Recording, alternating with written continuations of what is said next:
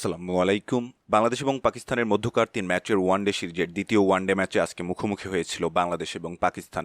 মিরপুর শেরেবাংলা জাতীয় ক্রিকেট স্টেডিয়ামে আজকে ম্যাচের শুরুতে টসে জিতে বল করার সিদ্ধান্ত নেন বাংলাদেশ দলের অধিনায়ক মেহেদী হাসান মিরাজ।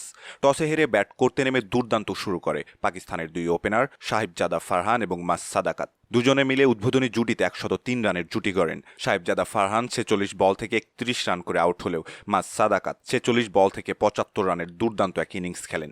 এছাড়া মোহাম্মদ রিজওয়ান ৫৯ বল থেকে ৪৪ রান করেন।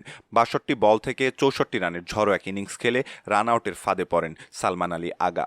শেষ পর্যন্ত ৪৭.৩ ওভারে অল আউট হওয়ার আগে ২৭৪ রানের বড় সংগ্রহ দাঁড় করায় পাকিস্তান। জবাবে ব্যাট করতে নেমে শুরু থেকেই পাকিস্তানি বোলারদের তোপের মুখে পড়ে বাংলাদেশের দুই ওপেনার সাইফ হাসান এবং তানজিদ হাসান তামিম।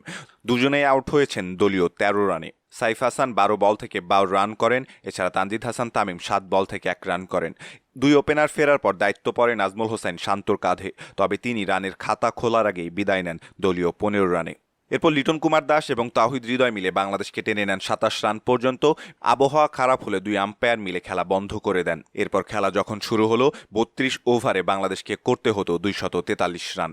ডিএলএস মেথডে ওভার কাটার পর খেলতে নেমে ভালোই শুরু করেছিল বাংলাদেশের দুই ব্যাটার লিটন কুমার দাস এবং তাওহিদ হৃদয়। লিটন কুমার দাস ৩৩ বল থেকে ৪১ রান করে আউট হলে মূলত ছন্দ হারায় বাংলাদেশ।